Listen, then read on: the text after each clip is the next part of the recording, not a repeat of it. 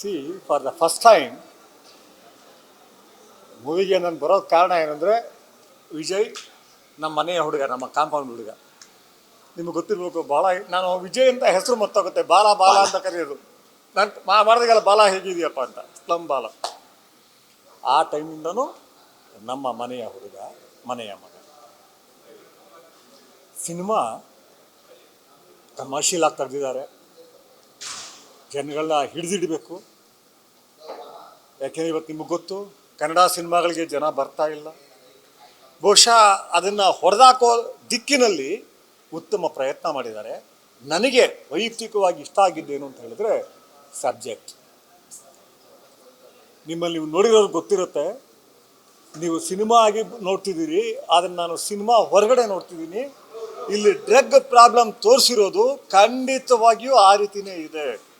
ಅದರಲ್ಲೂ ಆಗಿ ತೋರಿಸಿದಾರಲ್ಲ, ಒಂದು ಲೋಯರ್ ಮಿಡ್ಲ್ ಕ್ಲಾಸ್ ಏನೋ ಲೋಯರ್ ಕ್ಲಾಸ್, ಸ್ಪೆಷಲಿ ಸ್ಲಮ್ಗಳಲ್ಲಿ ಇವತ್ತು ಹೇಗೆ ಮಕ್ಕಳುಗಳು, ಬರೀ ಬೆಂಗಳೂರಲ್ಲ, ಇಡೀ ಇಂಡಿಯಾದ ಎಲ್ಲ ಸಿಟಿಗಳಲ್ಲಿ ಸ್ಲಮ್ಗಳಲ್ಲಿ ಏನಾಗ್ತಾ ಇದೆ, ಮತ್ತು ಆ ಮೆಡಿಸನ್ ಹೇಗೆ ಇದಾಗ್ತಾ ಇದೆ, ಗಾಂಜಾ ಹೇಗಾಗ್ತಾ ಇದೆ, ಮತ್ತು ಹೈ ಸೊಸೈಟಿಗಳಲ್ಲಿ ಹೇಗೆ higher level drugs, synthetic drugs ತಗೊಳ್ತಾ ಇದ್ದಾರೆ.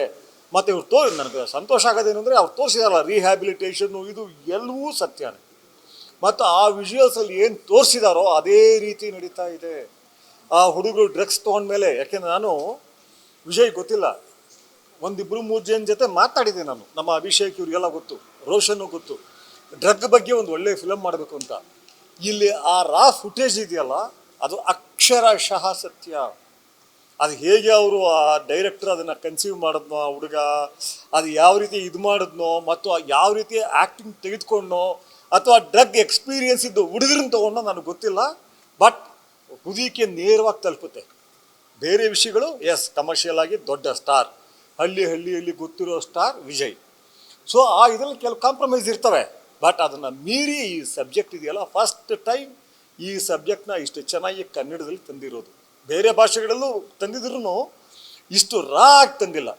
That's very very important. ನೀವು ಅದನ್ನು ತಲುಪಿಸ್ಬೇಕು ಜನಗಳಿಗೆ, ಹೇಗೆ ಬದುಕುಗಳನ್ನ ನಾಶ ಮಾಡುತ್ತೆ.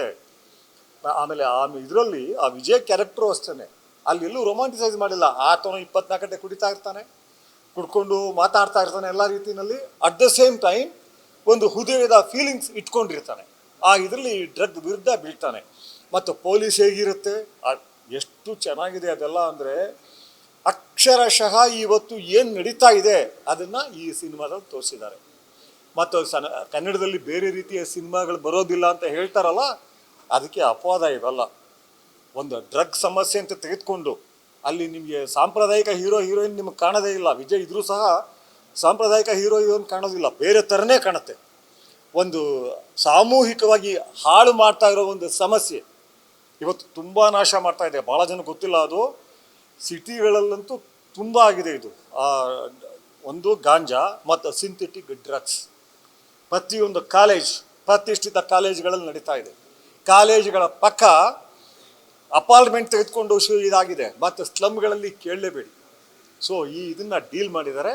I am very very proud of this group and our ಬಾಯ್.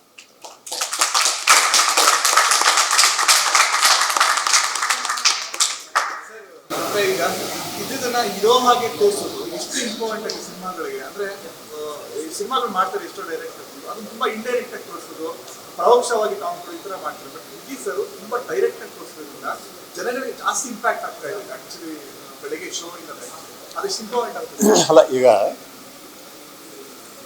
ಸಮಾಜದಲ್ಲಿ ಇವತ್ತು ಹೇಗಾಗ್ಬಿಟ್ಟಿದೆ ಅಂತ ಹೇಳಿದ್ರೆ ಎಲ್ರಿಗೂ ಗೊತ್ತು, ಪತ್ರಕರ್ತರು ಅದು ನೀವು ಮೀಡಿಯಾದವರು ಎಲ್ರಿಗೂ ಗೊತ್ತು. ಎಷ್ಟು ಕೆಡಬಾರ್ದೋ ಅಷ್ಟು ಕುಲ್ಗೆಟ್ ಹೋಗಿದೆ ಸಮಾಜ. ಇವತ್ತು ನಾವು ಮಾತಾಡೋದಕ್ಕೆ ಅರ್ಥನೇ ಇಲ್ವೇನೋ ಅನ್ನೋಷ್ಟು ಕುಲ್ಗೆಟ್ ಹೋಗಿದೆ. ನೋಡ್ತಾ ಇದ್ದೀರಿ ಡೈಲಿ ಏನು ನಡೀತಿದೆ ಅಂತ. ರಾಜಕಾರಣಿಗಳು, ದೊಡ್ಡ ದೊಡ್ಡ ನಾಯಕರುಗಳು ಹತ್ತಿರದಿಂದ ಅವ್ರು ನೋಡಿದ್ದೀನಿ, ಅವ್ರು ಎಷ್ಟು ಕಳೆದು ಹೋಗಿದ್ದಾರೆ ಅಂದರೆ ಏನು ಮಾಡಬೇಕು ಅಂತ ಗೊತ್ತಾಗ್ತಾ ಇಲ್ಲ. ಆಗ ನಮಗೆ ಉಳಿದಿರೋ ದಾರಿ ಒಂದೇ. ನಮಗೆ ಏನೂ ಸರಿ ಮಾಡೋಕ್ಕಾಗಲ್ಲ ಅಂದಾಗ ಉಳಿದಿರೋ ದಾರಿ ಒಂದೇ, ಸಾಹಿತ್ಯ ಮತ್ತು ಕಲೆಯಲ್ಲಿ ಅದನ್ನು ಬಿಂಬಿಸೋದು, ಅದನ್ನು ರೆಕಾರ್ಡ್ ಮಾಡೋದು, ದಾಖಲಿಸೋದು. ಸಾಹಿತ್ಯದಲ್ಲಿ ದಾಖಲಿಸಬಹುದು, ಈ ಮಂತ್ರಿ ಸರಿ ಇಲ್ಲ, ಈ ಆಫೀಸರ್ ಸರಿ ಇಲ್ಲ, ಈ ಶ್ರೀಮಂತ ಸರಿ ಇಲ್ಲ.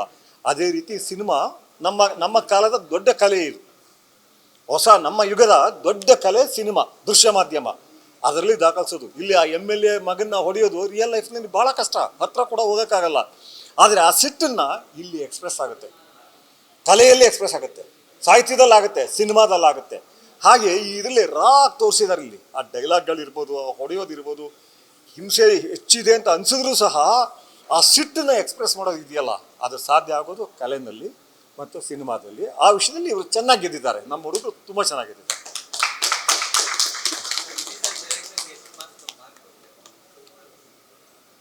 ನಾನು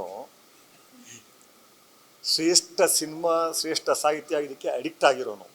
ಹಾಗಾಗಿ ಆ ರೀತಿ ಮಾರ್ಕ್ಸ್ ಕೊಡೋ ವಿಷಯಗಳನ್ನ ಕೇಳಬಾರ್ದು. ಬಟ್ ನಮ್ಗೆ ಬೇಕಾಗಿರೋದೇನು, ಇದನ್ನ ಈಗ ನಾವು ಮಾಡ್ತೀವಿ.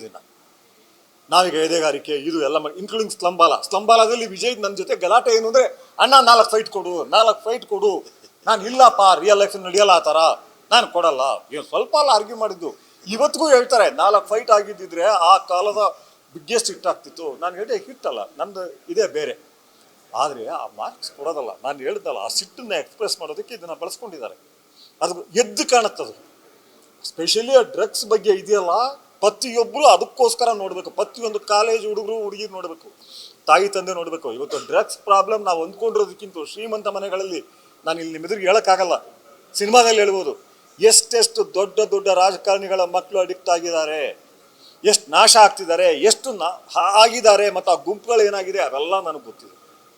ಸೊ ಅದನ್ನು ಭಾಳ ಚೆನ್ನಾಗಿ ತಂದಿದ್ದಾರೆ. ಸೊ ಇದರಲ್ಲಿ it is A success. Commercially reach ಆಗಬೇಕು ಪ್ರತಿಯೊಬ್ಬನ್ನು ಅಂತ ಮಾಡಿದ್ದಾರೆ. ಸೆಕೆಂಡ್ ಹಾಫ್ ಅಂತೂ ಗೊತ್ತಾಗೋದೇ ಇಲ್ಲ. ಫಸ್ಟ್ ಹಾಫು ವಿವರಗಳು ಬರ್ತವೆ, ಆದರೆ ಸೆಕೆಂಡ್ ಹಾಫ್ ಇದೆಯಲ್ಲ ಸಿಕ್ಕಾಪಟ್ಟೆ ಚೆನ್ನಾಗಿದೆ. ಸರ್, ನಿಮಗೆ ಭೀಮಾ ಕ್ಯಾರೆಕ್ಟರ್ ಬಿಟ್ಟು ಬೇರೆ ಯಾವ ತುಂಬಾ ಇಂಪ್ಯಾಕ್ಟ್ ಆಯ್ತು, ತುಂಬಾ ಹತ್ರ ನೀವು ನೋಡಿರೋ ಕ್ಯಾರೆಕ್ಟರ್ ಅಂತ ಅನಿಸ್ತು ರಿಯಲ್ ಲೈಫ್? ಅಲ್ಲಿ ಬರೋ ಡ್ರಗ್ ಡೀಲರ್ಸ್ ಇದಾರಲ್ಲ, ಇವೆಲ್ಲ ನಾವು ನೋಡಿರೋದು. ಇದನ್ನ ನಾವೆಲ್ಲ ನೋಡಿರೋದು. ಇಲ್ಲಿ ತೋರಿಸಿದಾರಲ್ಲ, ಡ್ರಗ್ ಹೇಗೆ ಡೀಲ್ ಮಾಡ್ತಾರೆ, ಹೇಗೆ ಬೆರೆಸ್ತಾರೆ, ಹೀಗೆ. ಆಮೇಲೆ ಅದು ಆ ವೈಲೆನ್ಸ್ ಹೇಗಿದೆ ಅಂದರೆ ಇಟ್ಟಿದ್ದಾರೆ ಇಲ್ಲಿ. ಯಾವ ಅಂಡರ್ವರ್ಲ್ಡ್ನಲ್ಲೂ ನಿಮಗೆ ಸಿಗಲ್ಲ. ಡ್ರಗ್ ಫೀಲ್ಡಲ್ಲಿ ಇದೆಯಲ್ಲ ಡ್ರಗ್ ಮಾಫಿಯಾ, ಅಲ್ಲಿರೋ ವೈಲೆನ್ಸ್ ಪ್ರಪಂಚದಲ್ಲಿ ಎಲ್ಲೂ ಸಿಗಲ್ಲ. ನಾನು ಇದನ್ನು ಹೇಳಬಾರ್ದು, ಆದರೂ ಹೇಳ್ತೀನಿ ಕೇಳಿ. ಕೆಲವು ಹುಡುಗರಿಗೆ ನಾವು ಈ ಡ್ರಗ್ಗಿಗೆ ಅಡಿಕ್ಟ್ ಆಗಿರ್ತಾರೆ, ಕಾಲೇಜ್ ಹುಡುಗರಿಗೆ. ಯಾವ ಕಾಲೇಜು ಅಂತ ಹೇಳಲ್ಲ. ನಾನು ಅವ್ರಿಗೆಲ್ಲ ಮಾತಾಡ್ತಿದ್ದೆ, ಬೇಡ್ರಪ್ಪ ಮಕ್ಕಳ ಹಿಂಗೆ ಆಗಬೇಡಿ. ನನ್ನ ಮಕ್ಳಿಗೆ ಚಿಕ್ಕ ವಯಸ್ಸಲ್ಲ, 18-19 ವರ್ಷ. ಅಣ್ಣ ಇನ್ನೆಲ್ಲ ಬಿಟ್ಬಿಡ್ತೀವಿ, ನೀವು ಪ್ರಾಮಿಸ್ ಮಾಡ್ತೀನಿ ಅಂತ ಹೋಗ್ತಾರೆ. ತಿರುಗಿ ಓದಿ 2 ದಿನ ತೊಗೊಂಡಿರ್ತಾರೆ. ಆ ತಗೊಂಡಾಗ ಒಬ್ಬ ಹುಡುಗನ ಪೊಲೀಸ್ ಹೇಳ್ಕೊಂಡೋಗ ನಮ್ಮ ರೋಷನ್ ಹೋಗ್ತಾನೆ. ಏನಪ್ಪ ನೀನು ಅವತ್ತು ಏನು ಹೇಳಿದೆ, ದೊಡ್ಡಪ್ಪ ನಿಮ್ಗೆ ಆಣೆ ಆಗೋ ಸೇದಲ್ಲ ಅಂದೆ. ಯಾವ ದೊಡ್ಡಪ್ಪ? ಅಗ್ನಿಶ್ರೀದಾರೆ. ಏ ಮಾರ ಬಾಪ್ ಕ್ಯಾ? ನಾನು ಏನು ಹೇಳಿದ್ರೆ ಗೊತ್ತಿಲ್ಲ, ಹೋಗು. ಮಾಮ ಬಚ್ಚನ್ ಮಾಮಂಗೆ ಹೇಳ್ದೆ, ಕೌನಿಯೇ ಬಚ್ಚನ್. ಯಾರವನು? ನನ್ನ ಬಯ್ಯನ ತಂದೆನ? ಹೋಗ. ಡ್ರಗ್ಸ್ ತೊಗೊಂಡೋಗಿ ಹೇಳಿರೋ ಮಾತಿದು. ಅದಾದ್ಮೇಲೆ ಬೆಳಿಗ್ಗೆ ಕರ್ಸಿಗೆ ಕೈ ಕಾಲು ಮುಗಿದ್ಬಿಟ್ಟು ಹೇಳ್ಬೇಡ, ಅವ್ರಿಗೆ ಹೇಳ್ಬೇಡ ನಾನು ಹಿಂಗಂದೆ ಅಂತ. See this is the real world. ಅದು ಕಾಣುತ್ತೀವಿ. ಯಾಕೆ ಡ್ರಗ್ ಇದನ್ನ ನನಗೆ ಗೊತ್ತಿರಾಗಿ ಇದೆ ಫಸ್ಟ್ ಇರಬೇಕು. ಕನ್ನಡದಲ್ಲಿ ಬಂದಿರೋದು ಅಂತ ಬಂದಿದ್ಯಾ? ನಾನು ಸಾಮಾನ್ಯವಾಗಿ ಸಿನಿಮಾಗಳಿಗೆ ಹೋಗೋದಿಲ್ಲ. ವಿಜಯ್ ಇದು ಮಾಡಿದಾಗ, ವಿಜಯ್ ಮಾಡಿದ್ದಾರೆ ಇನ್ನು ಇದೆ ಈ ಥರ ಇದೆ ಅಂತ ನನಗೆ ಮೈಸೂರು ಬೇರೆ ಕಡೆಯಿಂದ ಕಾಲ್ಸ್ ಎಲ್ಲ ಬಂತು. ನೀವು ನೋಡಬೇಕು ಭೀಮಾ ಅಂತ. ಆಗ ನಾನು ಹೇಳಿದೆ, ಹೇಳಪ್ಪ ವಿಜಯ್ಗೆ ನಾನು ನೋಡಬೇಕು ಅಂತ. ನಾನು ಬಂದೆ. ಯಾಕೆ ನಂಗೆ ನೋಡಬೇಕಾಗಿತ್ತು, ಈ ಸಮಸ್ಯೆಗೋಸ್ಕರ ನೋಡಬೇಕಾಗಿತ್ತು. ಆ ವಿಜುವಲ್ಸ್ ಮಾತ್ರ ನೀವು ಮರೆಯೋಕ್ಕೆ ಆಗಲ್ಲ. It is a fact. So ಅಲ್ಲಿರೋ ಎಲ್ಲ ಕ್ಯಾರೆಕ್ಟ್ರು ಭಾಳ ಚೆನ್ನಾಗಿ ಬಂದಿದೆ. ಸಿಂಗಲ್ ಔಟ್ ಮಾಡೋಕ್ಕಾಗೋದೇ ಇಲ್ಲ. Specially drugs. ಆ MLA ಮಗನ ಎಷ್ಟು ಚೆನ್ನಾಗಿ ಬಂದಿದೆ. ಅದೇ ಥರ ಅವ್ರು ಬಿಹೇವ್ ಮಾಡೋದು. ಆ ಸೋಫಿಸ್ಟಿಕೇಟೆಡ್ ಆಗಿ ಇದಾಗಿ ಹಾಗೇ ಬಿಹೇವ್ ಮಾಡ್ತಾರೆ. ನನಗೆ ಗೊತ್ತಿರೋದಿದ್ದೆಲ್ಲ. ಸೊ ನಾನು ವಿಜಯ್ಗೂ ಇದು ಮಾಡ್ತೀನಿ. ಮತ್ತು ಡೈರೆಕ್ಟ್ರಲ್ಲಿ ನಾನು ಡೈರೆಕ್ಟರ್, ಕತೆಗಾರನೇ ಡೈರೆಕ್ಟರ್ ಅಂದ್ಕೊಂಡೆ. ನಾನು ಡೈರೆಕ್ಟರ್ ಬೇರೆ ಅನ್ಕೊಂಡು ಭಾಳ ಚೆನ್ನಾಗಿದೆಯಪ್ಪ. ಅದು ಆ ಇದು ಮಾತ್ರ ತೆಗೆದಿರೋದು. ಮೈ ಗಾಡ್, ನಾನು ಸ್ವಲ್ಪ ಲೇಟಾಗಿ ಇದು ಮಾಡ್ತಿದ್ದೆ, ಗಮನಿಸ್ತಿಲ್ಲ ಡೈರೆಕ್ಷನ್ ಯಾರು ಅಂತ. Great Vijay, really great. ಆಮೇಲೆ ನೋಡಬೇಕು. ನಾನು ಕನ್ನಡ ಜನಗಳಿಗೆ ಕೇಳ್ಕೊಳ್ತೀನಿ, ಹೊಸ ಯುಗದ ಕಲೆ ಇದು ಸಿನಿಮಾ. ಎಲ್ಲ ಭಾಷೆಗಳಲ್ಲೂ ಸಕ್ಸಸ್ ಆಗ್ತಿದೆ, ಇನ್ಕ್ಲೂಡಿಂಗ್ ಬ್ಯಾಂಗ್ಳೂರ್ನಲ್ಲಿ. ಯಾಕೆ ನೀವು ಬಿಡ್ತಾ ಇದ್ದೀರಿ? ನಿಮ್ಮ ಇದು ನಿಮ್ಮ ಒಂದು ನೀವು ಕಟ್ಕೊಂಡಿರೋ ಒಂದು ಕಲಾ ಮಾಧ್ಯಮ ನಿಮಗೆ ಸೇರಿದ್ದು. ಯಾರೋ ವಿಜಯ್ಗೆ ಸೇರಿಲ್ಲ, ನಮಗೆ ಸೇರಿಲ್ಲ, ಪ್ರೊಡ್ಯೂಸರ್ ಸೇರಿಲ್ಲ. ಜನಸ್ತಂಭದ್ದು ದೃಶ್ಯ ಮಾಧ್ಯಮ ಅನ್ನೋದು ಜನಕ್ಕೆ ಸೇರಿದ್ದು. You can claim it. ನಮ್ಮ ಭಾಷೆ ನಮ್ಮ ಇದು ಅಂತೇಳಿ ದಯವಿಟ್ಟು ನೋಡಿ. ಥಿಯೇಟ್ರ್ಗಳನ್ನ ಮುಚ್ಚೋಗ್ತಾ ಇದ್ದಾವೆ. ಬಹಳ ಸಂಕಟ ಆಗುತ್ತಿದು. ನಿಮ್ಮನ್ನ ಬೆಳೆಸುವ ಒಂದು ಮಾಧ್ಯಮ ಇದು. ಯಾಕೆಂದ್ರೆ ಸಾಹಿತ್ಯಕ್ಕೆ ಸಿದ್ಧತೆ ಬೇಕು. ಇದು ದೃಶ್ಯ. ನೀವು ಬೆಳೆಸಿ ಸಿನಿಮಾಗಳನ್ನ ನೋಡಿ, ನೀವು ನೋಡಿ ಆಮೇಲೆ ಸರಿ ಇಲ್ಲ ಗಲಾಟೆ ಮಾಡಿ, ಡೈರೆಕ್ಟ್ರು ಪ್ರೊಡ್ಯೂಸರ್ ಇವರೆಲ್ಲ ಒಳ್ಳೆ ಸಿನಿಮಾ ಕೊಡಿ ಅಂತ. ಬಟ್ ನೀವು ಸಿನಿಮಾ ನೋಡೋ ಒಂದು ಹವ್ಯಾಸ ಮಾತ್ರ ಕಳ್ಕೋಬೇಡಿ.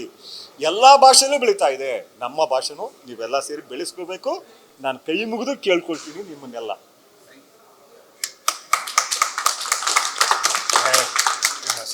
ಭಾಳ ಚೆನ್ನಾಗಿದೆ, ಭಾಳ ಚೆನ್ನಾಗಿದೆ.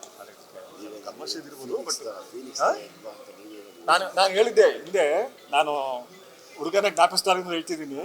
ಜೈಲಿನಿಂದ ಬಂದಾಗ ನಾನು ಫೋನಲ್ಲಿ ಮಾತನಾಡ್ತೀನಿ, ಬಂದಿದ್ಯಾ ಮಗನೇ, ನೀನು ಫೀನಿಕ್ಸ್ ಥರ ಎದ್ದು ಬಾ. ಈಗ ಜೈಲ್ಗೆ ಹೋಗಿರೋರ್ಗೂ ಅದೇ ಮಾತು ಹೇಳ್ತೀನಿ. ನೆಕ್ಸ್ಟು ಹೊರಗಡೆ ಬಂದಾಗ ಫೀನಿಕ್ಸ್ ಥರ ಎದ್ದು ಬರ್ಬೇಕು ನೀವೆಲ್ಲ. ಯಾಕೆ ಜೈಲ್ಗೆ ಹೋದವನು ಸಂಕಟ ಅನುಭವಿಸಿರ್ತಾನೆ, ಅವನು ಗೊತ್ತಿರುತ್ತೆ ಏನು ಅಂತ, ಬದುಕೇನು, ಸಂಕಟ ಏನು, ಒಂಟಿತನ ಏನು, ನಾನು ಏನಾದರೂ ಮಾಡಲೇಬೇಕು, ಗಟ್ಟಿ ಆಗ್ತಾನೆ. ಹಾಗೆ ಗಟ್ಟಿಯಾಗಿ ನಮ್ಮ ವಿಜಯ್ ಎದ್ದು ಬಂದಿದ್ದಾನೆ. ಲೇಡಿ ಕಾಪ್ ಮಾಡಿದ್ದಾರೆ ಗಿರಿಜಾ. ವೆರಿ ವೆಲ್ ಮಾ, ರಿಯಲಿ ವೆರಿ ವೆಲ್. ಇಲ್ಲಿ ಗೊತ್ತಾಗೋದೇ ಇಲ್ಲ. She look so good. See this is that. ಇದು ಆ ಸ್ಟ್ರೆಂತ್ ಏನು ಅಂದರೆ ವಿಜುವಲ್ಸ್ದು ಇಲ್ಲಿ ನೋಡಿದಾಗ ಎಷ್ಟು ಸ್ಮೂತಾಗಿ ಕಾಣುತ್ತೆ, ಅಲ್ಲಿ ಎಷ್ಟು ಚೆನ್ನಾಗಿ ಮಾಡಿದೆ. She just has lived the role. Masti dialogue ಹೇಳ್ತಾರೆ. ಗುಡ್. ಇದು ಭಾಳ ಚೆನ್ನಾಗಿದೆಯಪ್ಪ.